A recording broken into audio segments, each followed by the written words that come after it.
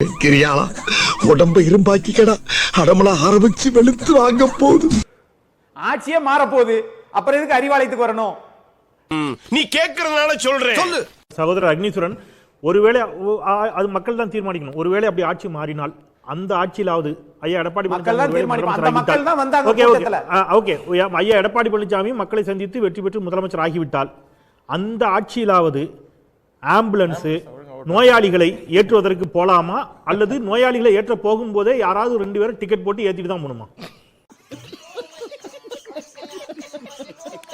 நான் பார்க்குறேன், அவர் போனதுக்கு அப்புறம் 2 நாள் கழித்து அந்த பகுதியில் நான் பயணம் செய்திருக்கிறேன். கோவில்பட்டி போயிருக்கேன், தென்காசி போயிருக்கேன், கந்தர்கோட்டை, மயிலாடுதுறை எல்லா பக்கமும் போயிருக்கேன்.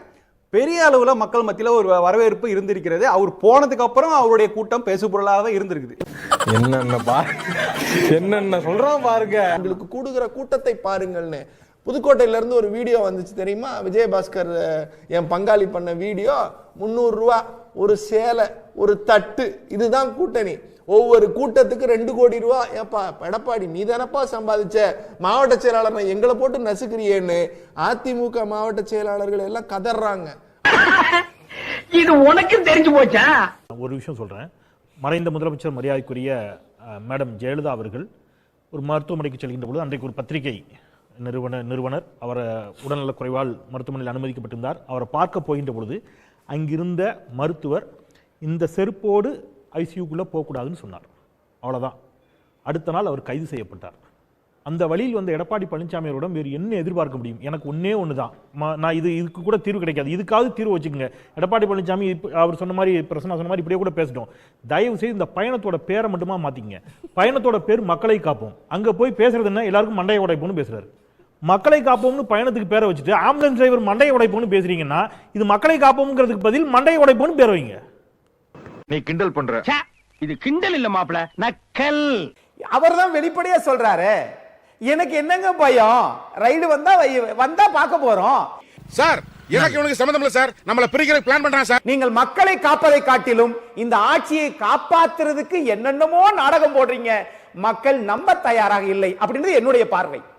தன்னுடைய சொந்த மகனுக்காகவோ சம்பந்திக்காகவோ அந்த அதிமுகவையும் அதிமுக தொண்டர்களையும் அடகு வைத்தவர் தான் இந்த 11 தோல்வி அடிமை பழனிசாமி. நம்ம கேவலமானவங்க தான், அதுக்காக அவங்க நம்மள ரொம்ப ரொம்ப கேவலமானவங்க நினைக்கிறாங்கடா. அதான் தாங்கிக்க முடியல. ஆளே இல்லாத இடத்துல டீ ஆத்துறது மாதிரி ஆம்புலன்ஸ்குள்ள ஆளே இல்ல.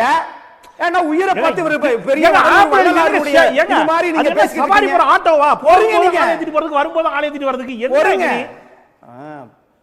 அதென்ன சவாரி போற ஆட்டோவா? இங்க இருந்து போகும்போது சவாரி ஏத்திட்டு போறாங்க, சவாரி ஏத்திட்டு வரதுக்கு அப்படி கேளுங்க. அறிவு வரட்டும். சரி விடுங்க.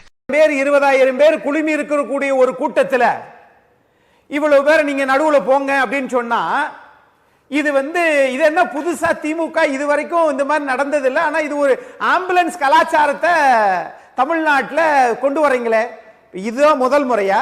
இல்லையே சார், 30 முறை இந்த மாதிரி வந்திருக்குது. அப்படின்னா என்ன அர்த்தம்னா, நீங்க மக்கள் கூடுவதை உங்களுக்கு தாங்கிக் கொள்ள முடியவில்லை. நீங்க பேரறிஞர் அண்ணா மாதிரி, அரிஸ்டாட்டில் மாதிரியும் சாக்ரட்டிஸ் மாதிரியும் ஒரு மாபெரும் சுதந்திர போராட்ட வேட்கையை தூண்டக்கூடிய ஒரு அற்புதமான உரையை நிகழ்த்துவது போலையும், அங்க திட்டமிட்ட ஆம்புலன்ஸ் வந்ததுனாலதான் அது கெட்டு போனது போலையும் பேசும்போது கோபம் வருது இல்ல?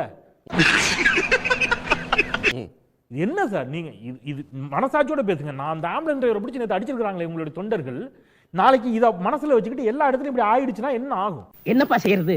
விதி விளையாடுச்சுப்பா. நாய, நீ விளையாண்டு போட்டு விதி மேலேண்டா பழி போடுற, உன்னை அப்படியே குத்துறா. இப்ப இப்படி வச்சுக்கிறோமே, தமிழ்நாட்டில் அதிமுக திமுக தான். இப்ப திமுக நடத்துற இடத்துல எல்லாம் யாருக்கு மாரடைப்பே வராது, கூட்டமே இருக்காது.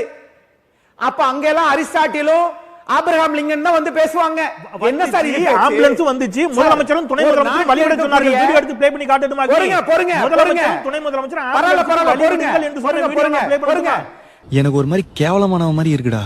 ஐயோ மச்சான், நீ கேவலமானவனடா, ஒரு மாதிரி கன்றாவியானவன்டா. ஏய் உண்மைதான்.